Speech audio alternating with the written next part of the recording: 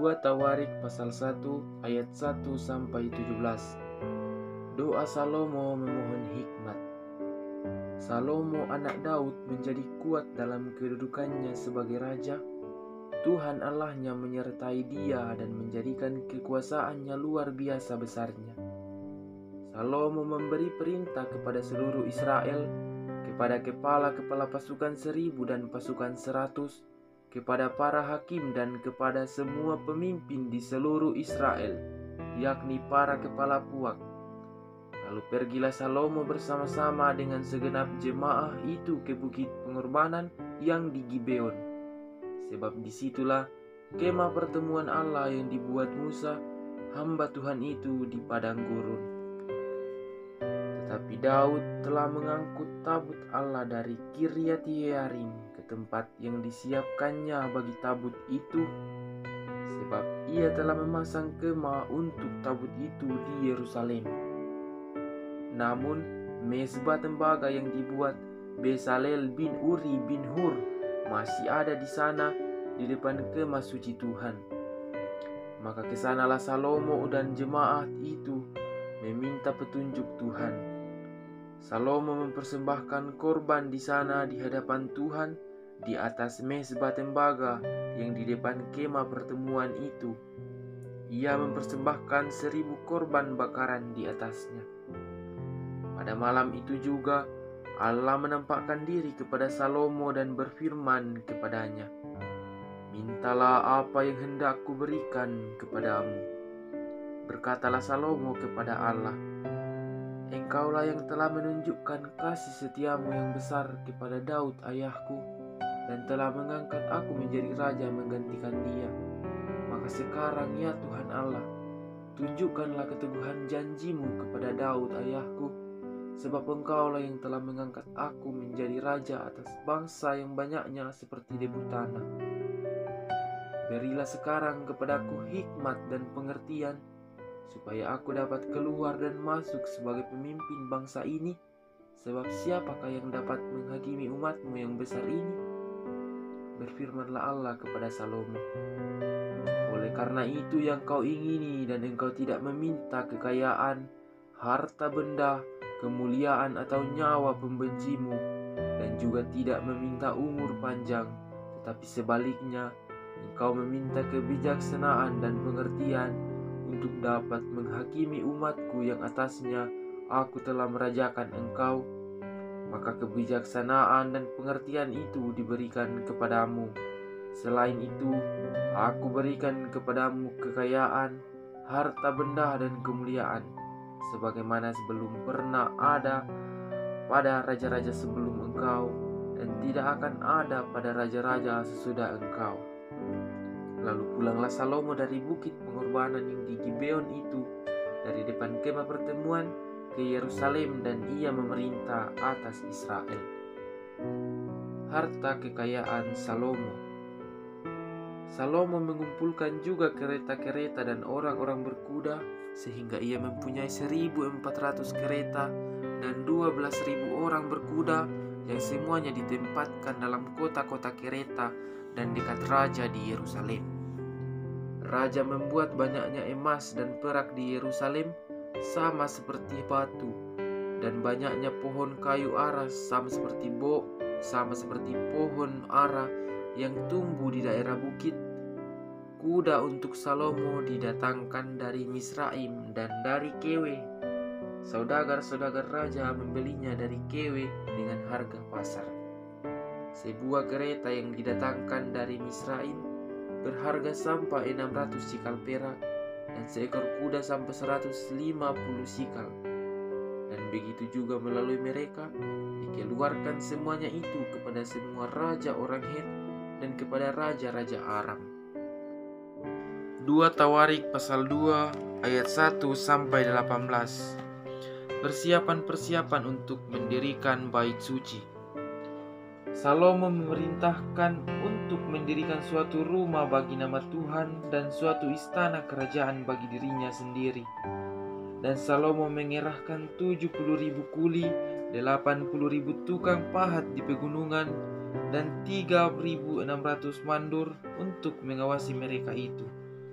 Lalu Salomo mengutus orang kepada Huram, raja negeri Tirus dengan pesan, "Berbuatlah terhadap aku seperti yang kau perbuat terhadap ayahku Daud ketika engkau mengirim kayu aras kepadanya, sehingga ia dapat mendirikan baginya suatu istana untuk tinggal di situ. Ketahuilah, aku hendak mendirikan sebuah rumah bagi nama Tuhan Allahku, untuk menguduskannya bagi Dia, supaya di hadapannya dibakar ukupan dari wangi-wangian, tetap diatur roti sajian dan dipersembahkan korban bakaran pada waktu pagi dan pada waktu petang, pada hari-hari Sabat dan bulan-bulan baru, dan pada perayaan-perayaan yang ditetapkan Tuhan Allah kami, sebab semuanya itu adalah kewajiban orang Israel untuk selama-lamanya. Dan rumah yang hendak kudirikan itu harus besar, sebab Allah kami lebih besar dari segala Allah. Tapi siapa yang mampu mendirikan suatu rumah bagi Dia, sedangkan langit, bahkan langit yang mengatasi segala langit pun tidak dapat memuat Dia? Dan siapakah aku ini sehingga aku hendak mendirikan suatu rumah bagi Dia, kecuali sebagai tempat untuk membakar korban di hadapannya? Maka sekarang kirimkanlah kepadaku seorang yang ahli mengerjakan emas, perak, tembaga, besi, kain ungu muda, kain kirmizi, kain ungu tua, dan yang juga pandai membuat ukiran, untuk membantu para ahli yang ada padaku di Yehuda dan di Yerusalem, yang telah ditunjuk ayahku Daud. Kirim juga kepadaku kayu aras, sanobar dan cendana dari gunung Libanon, sebab aku tahu bahwa hamba-hambamu pandai menebang pohon dari Libanon.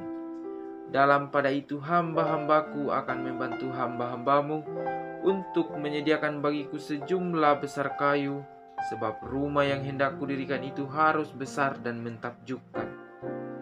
Dan untuk tukang-tukang yang menebang pohon kuberikan gandum 20.000 kor, jelai 20.000 but, 20.000 kor, anggur 20.000 bat, dan minyak 20.000 bat sebagai bahan makanan bagi hamba-hambamu itu.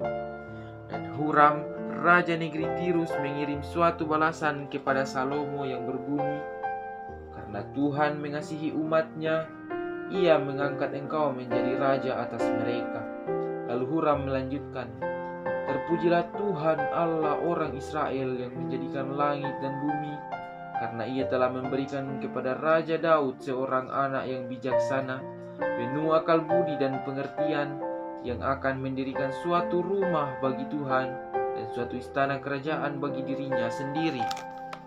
Maka sekarang aku mengirimkan seorang ahli yang penuh pengertian, yakni Huram Abi, anak seorang perempuan dari Bani Dan, sedang ayahnya orang Tirus. Ia pandai mengerjakan emas, perak, tembaga, besi, batu, kayu, kain ungu muda, kain ungu tua, lenan halus dan kain kirmizi, dan juga pandai membuat segala jenis ukiran dan segala jenis rancangan yang ditugaskan kepadanya, dengan dibantu oleh ahli-ahlimu dan oleh ahli-ahli ayahmu tuanku Daud. Baiklah sekarang tuanku kirim kepada hamba-hamba tuanku gandum dan jelai, minyak dan anggur yang telah tuanku sebutkan itu. Dan kami akan menebang kayu dari gunung Libanon sebanyak engkau perlukan, dan membawanya kepadamu dengan rakit-rakit melalui laut sampai ke Yafo, dan engkau dapat mengangkutnya ke Yerusalem." Lalu Salomo menghitung semua orang asing yang laki-laki yang ada di negeri Israel, sama seperti yang dilakukan Daud ayahnya. Maka terdapatlah 153.600 orang, dan dari antara mereka 70.000 orang dijadikannya kuli, 80.000 orang tukang pahat di pegunungan, dan 3.600 orang mandur yang harus menyuruh orang-orang itu bekerja. 2 Tawarik pasal 3 ayat 1-17. Salomo mendirikan bait suci. Salomo mulai mendirikan rumah Tuhan di Yerusalem di Gunung Moria, di mana Tuhan menampakkan diri kepada Daud ayahnya di tempat yang ditetapkan Daud, yakni di tempat pengirikan Ornan orang Yebus itu. Ia mulai mendirikan rumah itu dalam bulan yang kedua pada tahun keempat pemerintahannya. Inilah ukuran dasar yang dipakai Salomo untuk mendirikan rumah Allah. Panjangnya 60 hasta menurut ukuran hasta yang lama dan lebarnya 20 hasta. Balai di sebelah depan ruang besar rumah itu panjangnya 20 hasta menurut lebar rumah itu, dan tingginya 120 hasta. Balai itu dilapisinya dari dalam dengan emas murni. Ruang besar dipapaninya dengan kayu sanobar. Kayu itu disaputnya dengan emas tua. Kemudian dipasangnya pohon korma dan untaian rantai di atasnya. Ruang itu dilapisinya juga dengan batu permata yang mahal-mahal sebagai perhiasan, sedang emasnya emas parwai. Demikianlah ruang itu, balok-baloknya, ambang-ambangnya, dinding-dindingnya dan pintu-pintunya disaputnya dengan emas, dan pada dinding-dindingnya diukirkannya kerub. Kemudian ia membuat ruang maha kudus, panjangnya 20 hasta menurut lebar rumah itu, dan lebarnya 20 hasta juga. Lalu ia menyaputnya dengan emas tua seberat 600 talenta. Berat paku-paku 50 sikal emas, juga kamar atas disaputnya dengan emas. Lalu ia membuat 2 kerub berupa pahatan di ruang maha kudus dan melapisinya dengan emas. Sayap kerub-kerub itu di seluruhnya 20 hasta panjangnya. Sayap yang sebelah kerub yang satu 5 hasta panjangnya dan menyentuh dinding ruang. Sedang sayapnya yang sebelah lagi juga 5 hasta panjangnya dan menyentuh sayap kerub yang lain. Begitu pula sayap kerub yang lain itu 5 hasta panjangnya dan menyentuh dinding ruang. Sedang sayapnya yang sebelah lagi juga 5 hasta panjangnya dan bersentuhan dengan sayap kerub yang pertama. Jadi sayap kedua kerub itu membentang sepanjang 20 hasta, sedang kedua kerub itu berdiri di atas kakinya dan menghadap ruang besar. Kemudian ia membuat tabirnya dari kain ungu tua, kain ungu muda dan kain kirmizi dan lenan halus dan menggambarkan kerubim padanya. Di dalam rumah itu dibuatnya 2 tiang yang tingginya 35 hasta dengan ganja di kepalanya masing-masing setinggi 5 hasta. Lalu dibuatnya untaian rantai yang dipasangnya sebagai kalung di atas kepala tiang-tiang itu, dan dibuatnya 100 buah delima yang dipasangnya pada untaian rantai itu. Tiang-tiang itu didirikannya di depan bait suci, yang satu di sebelah kanan dan yang lain di sebelah kiri. Tiang kanan dinamainya Yakin dan tiang kiri Boas. Kitab 2 Tawarik pasal 4 ayat 1 sampai 22. Lalu ia membuat mesbah tembaga yang 20 hasta panjangnya dan 20 hasta lebarnya dan 10 hasta tingginya. Kemudian dibuatnya laut tuangan yang 10 hasta dari tepi ke tepi, bundar keliling 5 hasta tingginya, dan yang dapat dililit berkeliling oleh tali yang 30 hasta panjangnya.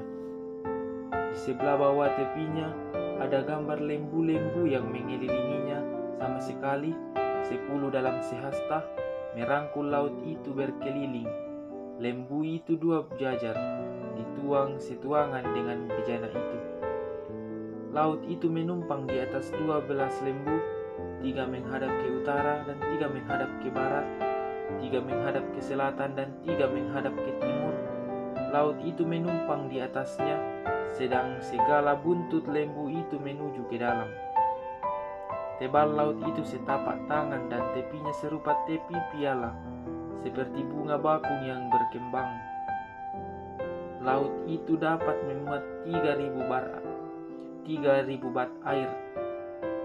Lagi pula dibuatnya 10 bejana dan pembasuhan, dan ditaruhnya 5 pada sisi kanan dan 5 pada sisi kiri sebagai tempat pembasuhan.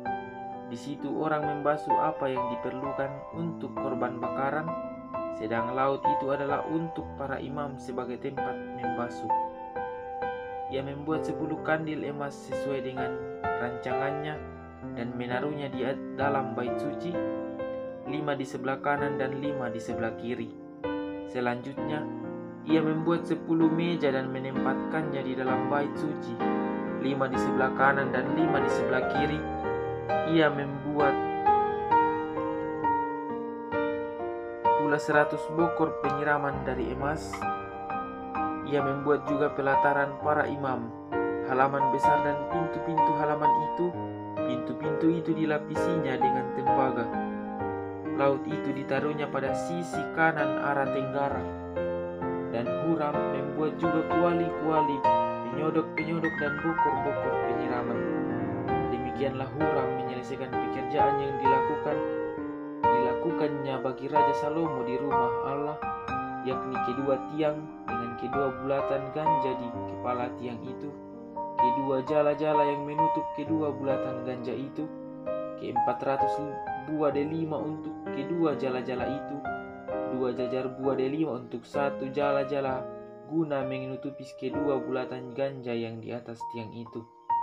Juga telah dibuatnya kereta-kereta penopang dan bejana-bejana pembasuhan yang di atas kereta-kereta itu, laut yang satu itu dan ke-12 lembu di bawahnya, kuali-kuali, penyodok-penyodok, garpu-garpu dan segala perlengkapan lain yang dibuat Huram Abi bagi Raja Salomo untuk rumah Tuhan adalah dari tembaga upaman. Raja menuang semuanya itu di lembah Yordan di dalam tanah liat antara Sukot dan Zerada. Salomo membuat segala perlengkapan itu dalam jumlah yang amat besar, sehingga berat tembaga itu tidaklah terhitung. Salomo membuat juga segala perlengkapan yang ada di rumah Allah, yakni mezbah dan meja-meja 4 menaruh roti sajian. Lagi pula kandil-kandil dari emas murni dengan pelita-pelitanya untuk dinyalakan di depan ruang belakang sesuai dengan peraturan. Kembang-kembangnya, pelita-pelitanya dan sepit-sepitnya dari emas, semuanya dari emas murni. Pisau-pisaunya, bokor-bokor penyiramannya, cawan-cawannya dan perbaraan-perbaraannya dari emas murni. Juga pintu masuk rumah itu dan pintu yang di sebelah dalam ke tempat Maha Kudus dan pintu-pintu ke ruang besar bait suci, semuanya dari emas. Kitab 2 Tawarik pasal 5 ayat 1-14. Maka selesailah segala pekerjaan yang dilakukan Salomo untuk rumah Tuhan itu. Kemudian Salomo memasukkan barang-barang kudus Daud ayahnya dan menaruh perak, emas dan barang-barang itu dalam perbendaharaan rumah Allah. Pentahbisan bait suci. Tabut perjanjian dipindahkan dan kemuliaan Tuhan memenuhi bait suci. Pada waktu itu Salomo menyuruh para tua-tua Israel dan semua kepala suku, para pemimpin puak orang Israel berkumpul di Yerusalem untuk mengangkat tabut perjanjian Tuhan dari kota Daud, yaitu Sion. Maka pada hari raya di bulan ke-7 berkumpullah di hadapan raja semua orang Israel. Setelah semua tua-tua orang Israel datang, maka orang-orang Lewi mengangkat tabut itu. Mereka mengangkat tabut itu dan kemah pertemuan dan segala barang kudus yang ada dalam kemah itu. Semuanya itu diangkut oleh imam-imam dan orang-orang Lewi. Tetapi Raja Salomo dan segenap umat Israel yang sudah berkumpul di hadapannya berdiri di depan tabut itu dan mempersembahkan kambing domba dan lembu sapi yang tidak terhitung dan tidak terbilang banyaknya. Kemudian imam-imam membawa tabut perjanjian Tuhan itu ke tempatnya di ruang belakang rumah itu, di tempat Maha Kudus, tepat di bawah sayap kerub-kerub.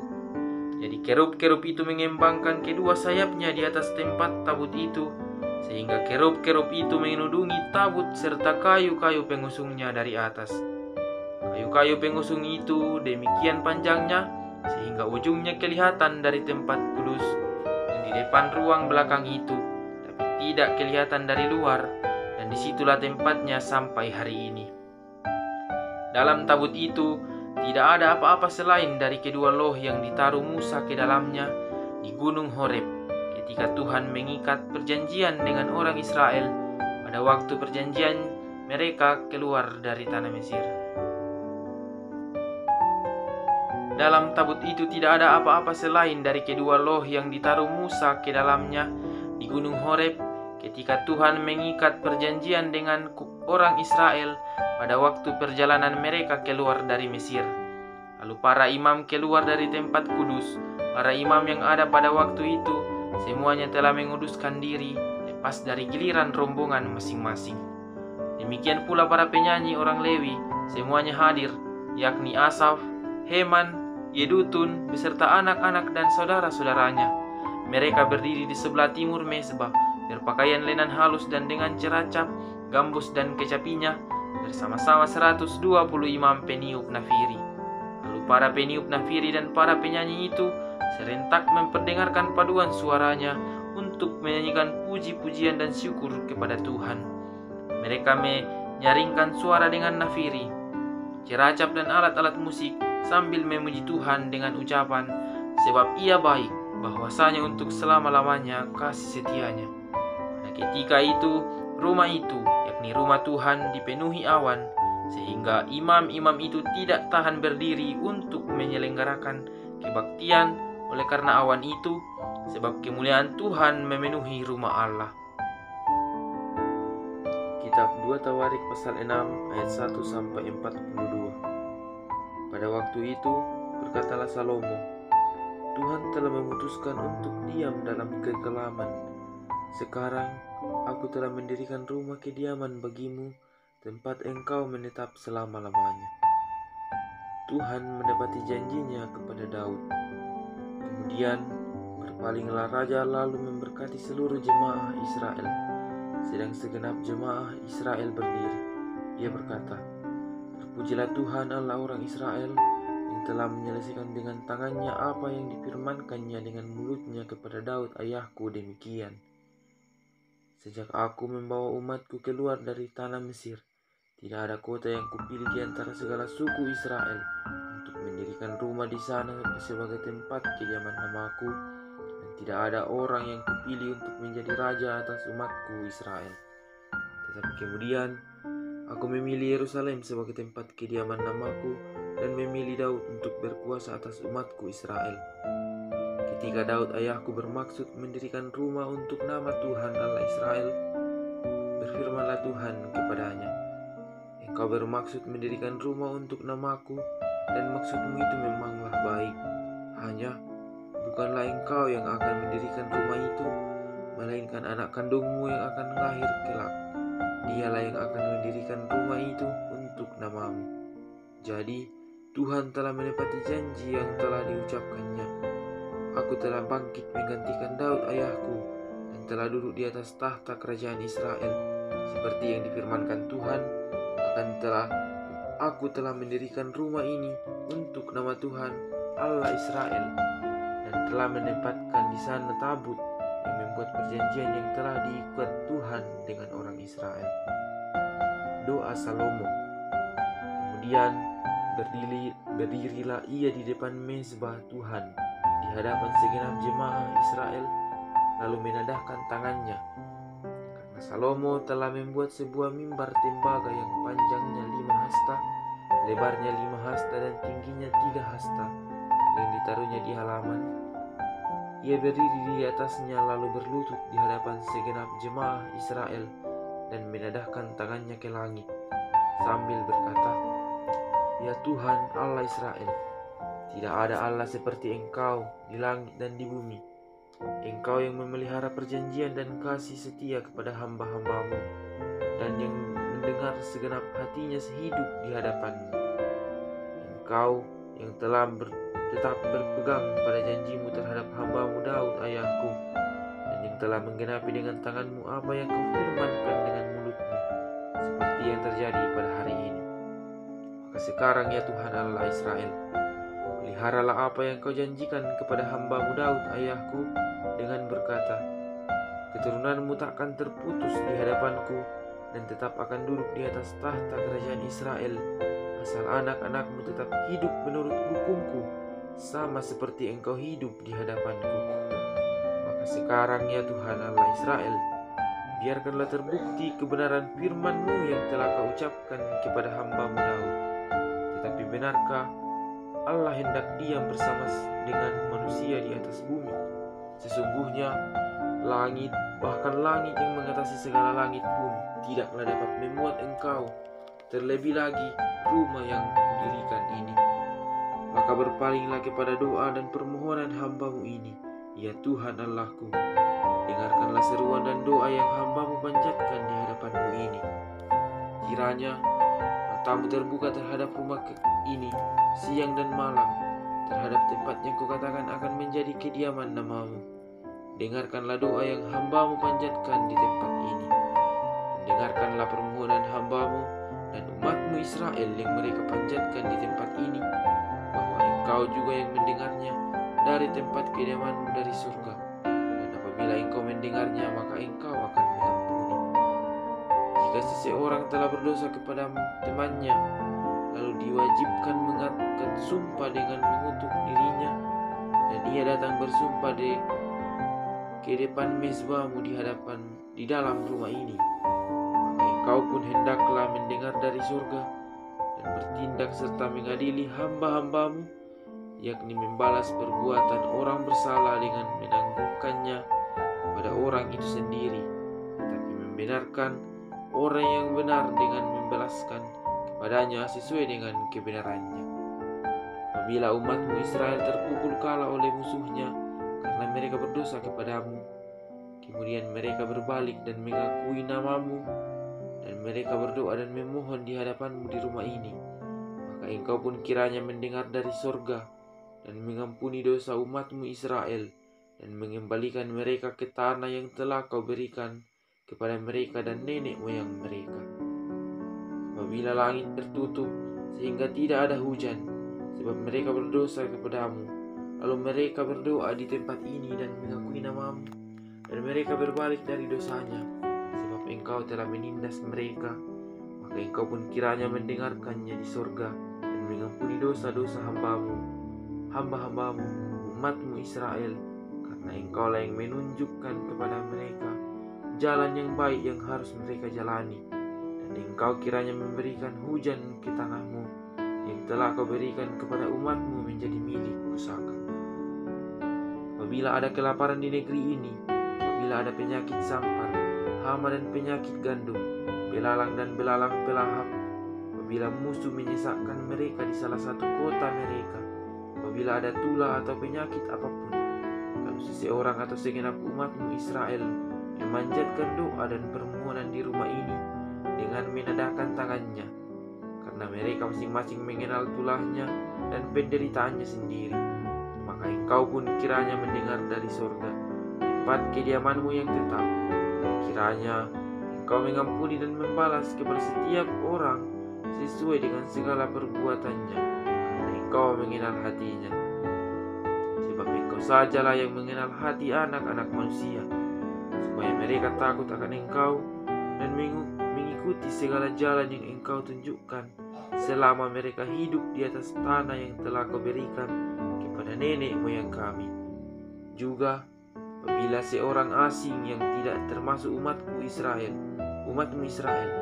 datang dari negeri jauh oleh karena nama-Mu yang besar, tangan-Mu yang kuat dan lengan-Mu yang terajung, dan ia datang berdoa di rumah ini, maka Engkau pun kiranya mendengar dari surga, dari tempat kediaman-Mu yang tetap, dan kiranya Engkau bertindak sesuai dengan segala yang diserukan kepada-Mu oleh orang asing itu, supaya segala bangsa di bumi mengenal nama-Mu, sehingga mereka takut akan Engkau sama seperti umat-Mu Israel, dan sehingga mereka tahu bahwa nama-Mu telah diserukan atas rumah yang telah Kudirikan ini.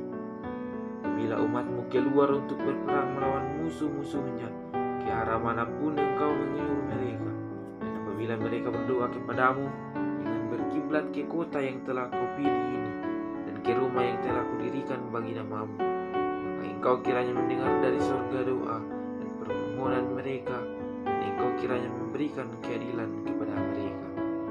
Apabila mereka berdosa kepada-Mu, karena tidak ada manusia yang tidak berdosa, dan Engkau bermurka kepada mereka, dan menyerahkan mereka kepada musuh, sehingga mereka diangkut tertawan ke negeri yang jauh atau yang dekat. Dan apabila mereka sadar kembali dalam hatinya di negeri tempat mereka tertawan, dan mereka berbalik dan memohon kepadamu di negeri tempat mereka tertawan dengan berkata, kami telah berdosa, bersalah dan berbuat fasik. Apabila mereka berbalik kepadamu dengan segenap hatinya dan dengan segenap jiwanya di negeri orang-orang yang mengangkut mereka tertawan, dan apabila mereka berdoa kepadamu dan berkiblat ke negeri mereka yang telah kau berikan kepada nenek moyang mereka, ke kota yang telah kau pilih dan ke rumah yang telah kau dirikan bagi namamu, maka engkau kiranya mendengarkan dari surga, dari tempat kediamanmu yang tetap, kepada doa dan segala permohonan mereka, dan kiranya engkau memberikan keadilan kepada mereka, dan engkau kiranya mengampuni umatmu yang telah berdosa kepadamu. Sebab itu ya Allahku, kiranya matamu terbuka dan telingamu menaruh perhatian kepada doa yang dipanjatkan di tempat ini. Dan sekarang bangunlah ya Tuhan Allah, dan pergilah ke tempat perhentianmu, engkau serta tabut kekuatanmu. Kiranya ya Tuhan Allah, imam-imammu berpakaian keselamatan, dan orang-orang yang kau kasihi bersuka cita karena kebaikanmu. Ya Tuhan Allah, janganlah engkau menolak apa yang telah kau urapi. Ingatlah akan segala kasih setiamu kepada Daud hambamu itu.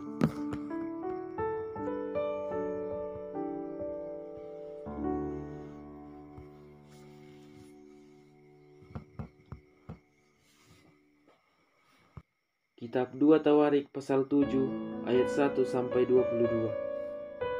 Api turun dari langit, nyanyian syukur. Setelah Salomo mengakhiri doanya, api pun turun dari langit memakan habis korban bakaran dan korban sembelihan itu, dan kemuliaan Tuhan memenuhi rumah itu. Para imam tidak dapat memasuki rumah Tuhan itu, karena kemuliaan Tuhan memenuhi rumah Tuhan. Ketika segenap orang Israel melihat api itu turun dan kemuliaan Tuhan meliputi rumah itu, berlututlah mereka di atas lantai dengan muka mereka sampai ke tanah, lalu sujud menyembah dan menyanyikan syukur bagi Tuhan, sebab Ia baik, bahwasanya untuk selama-lamanya kasih setianya. Korban pentahbisan dan perayaan. Lalu raja bersama-sama seluruh bangsa dan mempersembahkan korban sembelihan di hadapan Tuhan. Sebagai korban sembelihan, Raja Salomo mempersembahkan 22.000 ekor lembu sapi dan 120.000 ekor kambing domba. Demikianlah raja dan seluruh bangsa mentahbiskan rumah Allah. Para imam telah siap berdiri pada tempat mereka. Begitu pula orang-orang Lewi telah siap dengan alat-alat musik untuk memuliakan Tuhan, yakni alat-alat musik yang dibuat Raja Daud untuk mengiringi nyanyian syukur bagi Tuhan, bahwasanya untuk selama-lamanya kasih setianya. Setiap kali mereka ditugaskan Daud menyanyikan puji-pujian. Pada itu, para imam berdiri berhadapan dengan mereka sambil meniup nafiri, sedang segenap orang Israel berdiri. Lalu Salomo menguduskan pertengahan pelataran yang di depan rumah Tuhan, sebab disitulah diolahnya segala korban bakaran dan lemak korban keselamatan. Sebab mezbah tembaga yang dibuat Salomo tidak dapat memuat korban bakaran dan korban sajian dan segala ternak korban dan segala lemak korban.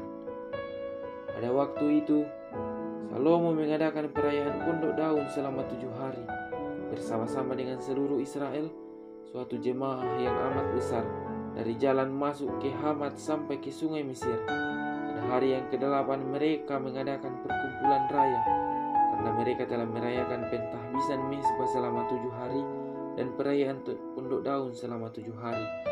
Pada hari yang ke-23 bulan ke-7 disuruhnya bangsa itu pulang ke kemah-kemah mereka sambil bersuka cita dan bergembira atas kebaikan yang telah dilakukan Tuhan kepada Daud, kepada Salomo dan kepada orang Israel umatnya.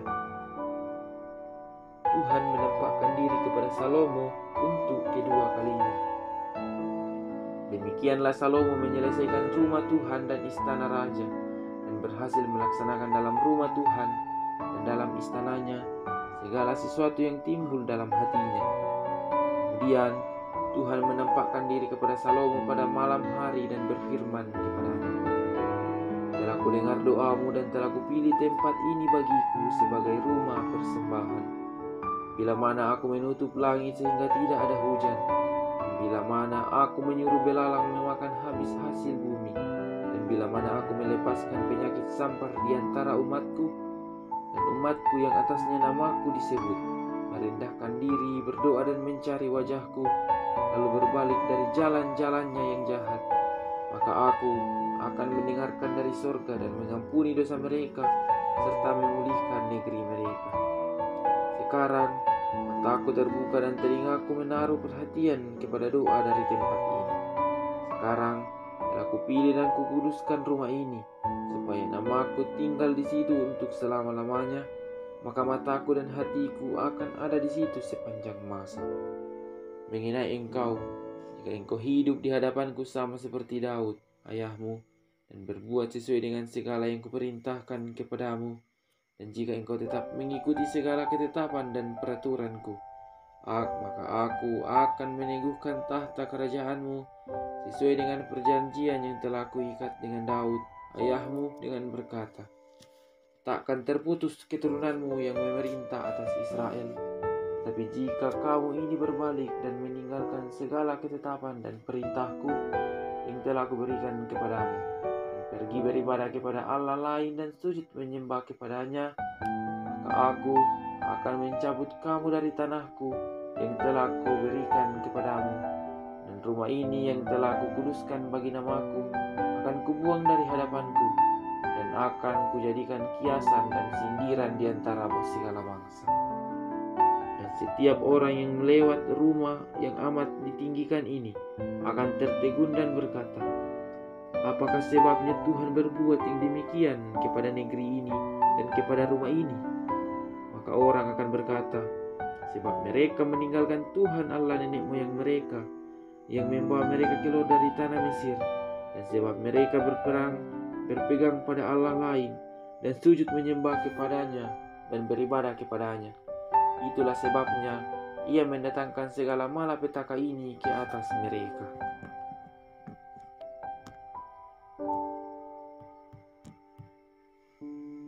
Dua Tawarik pasal 8 ayat 1-18.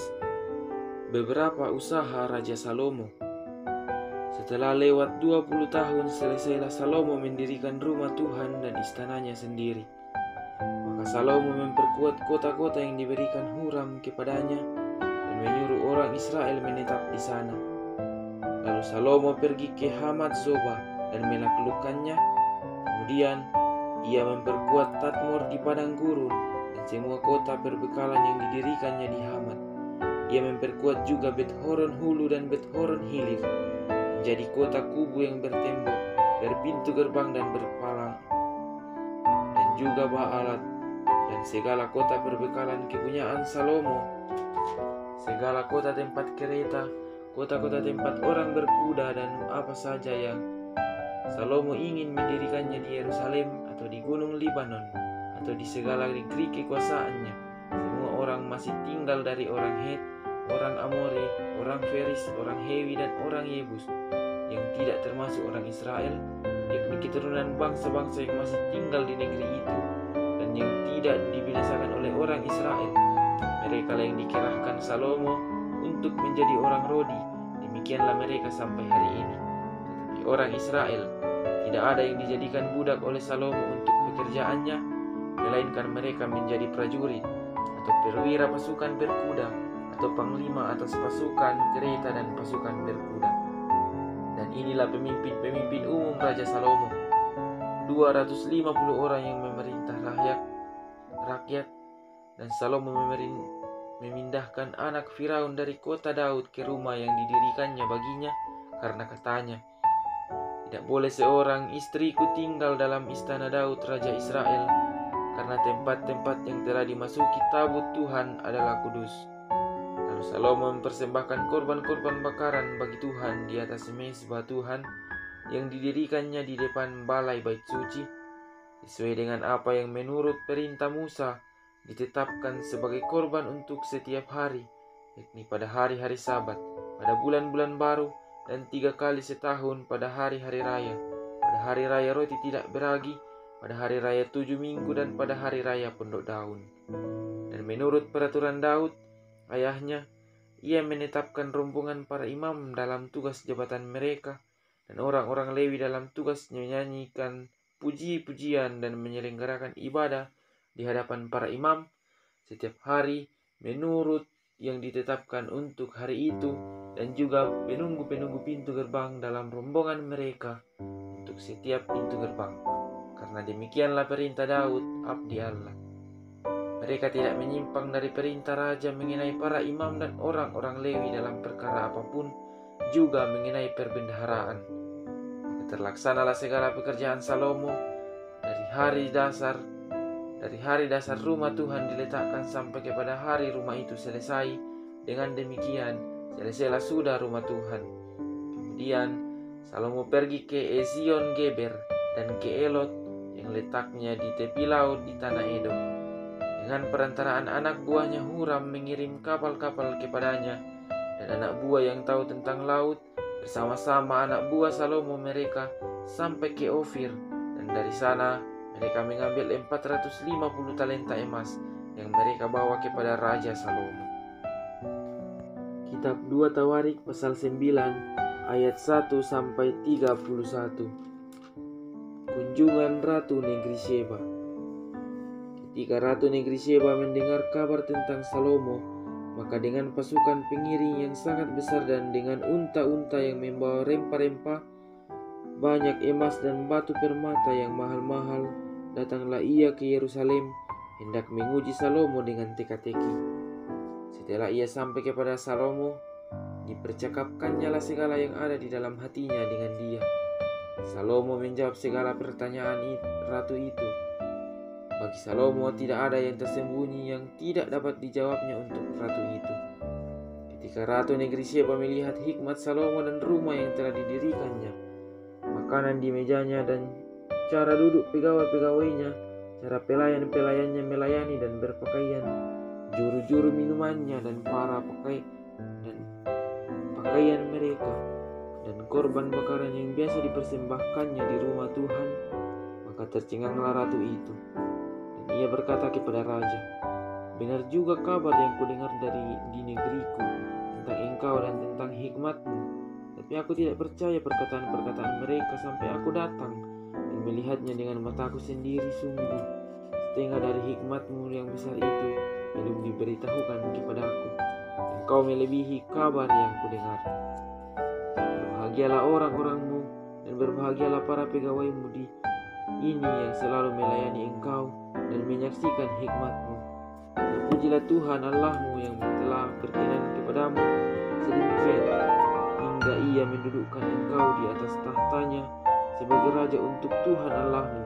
Karena Allahmu mengasihi orang Israel, maka ia menetapkan mereka untuk selama-lamanya dan menjadikan engkau raja atas mereka dan melakukan keadilan dan kebenaran." Lalu diberikan kepada raja 120 talenta emas dan sangat banyak rempah-rempah dan batu permata yang dimahal-mahal.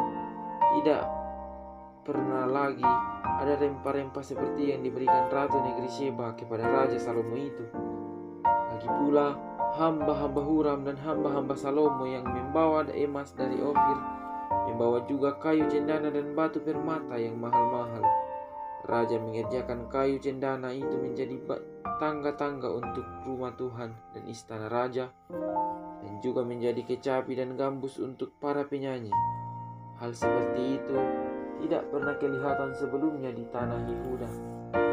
Raja Salomo memberikan kepada Ratu Negeri Sheba segala yang dikehendakinya dan yang dimilikinya, melebihi yang dibawa ratu itu untuk raja. Lalu ratu itu berangkat pulang ke negerinya bersama-sama dengan pegawai-pegawainya. Penghasilan Salomo dan kekayaannya. Adapun berat emas yang dibawa kepada Salomo dalam 1 tahun ialah seberat 666 talenta. Belum terhitung yang dibawa oleh saudagar-saudagar dan pedagang-pedagang, juga semua raja Arab, Dan bupati-bupati di negeri itu membawa emas dan perak kepada Salomo. Raja Salomo membuat 200 perisai besar dari emas tempaan. 600 sikal emas tempaan dipakainya untuk setiap perisai besar. Ia membuat juga 300 perisai kecil dari emas tempaan. 300 sikal emas dipakainya untuk setiap perisai kecil. Lalu raja menaruh semuanya itu di dalam gedung hutan Libanon. Juga raja membuat tahta besar dari gading yang disalutnya dengan emas murni. Kala itu 6 tingkatnya dan tumpuan kakinya dari emas yang dipautkan pada tahta itu, dan pada kedua sisi tempat duduk ada kelek-kelek.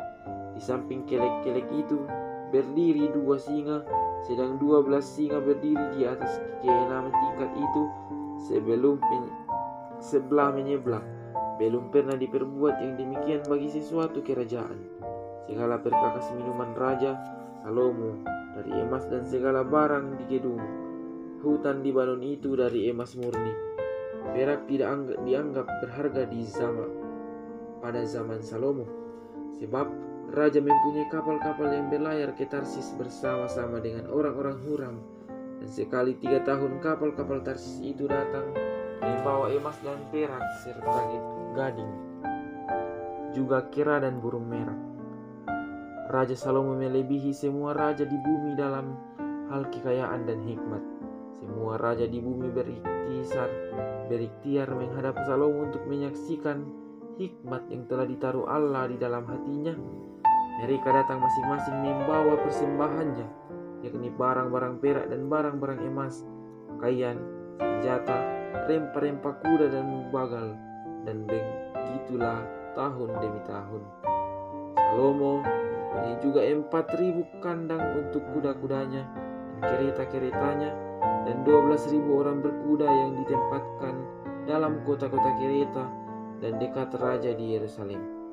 Dan ia memerintah atas semua raja mulai dari sungai Efrat sampai negeri orang Filistin, dan sampai ke tapal batas Mesir. Raja membuat banyaknya perak di Yerusalem sama seperti batu, dan banyaknya pohon kayu ara sama seperti pohon yang tumbuh di daerah bukit. Kuda untuk Salomo didatangkan dari Mizraim dan dari segala negeri. Salomo mati. Selebihnya dari riwayat Salomo dari awal sampai akhir, bukankah semuanya itu tertulis dalam riwayat Nabi Nathan dan dalam nubuat Ahia orang Silo itu, dan dalam penglihatan Ido si pelihat itu tentang Yerobeam bin Nebat? Salomo memerintah di Yerusalem atas seluruh Israel selama 40 tahun lamanya. Kemudian Salomo mendapat perhentian bersama-sama dengan nenek moyangnya, dan ia dikuburkan di atas Daud ayahnya. Maka Rehabeam anaknya menjadi raja menggantikan dia.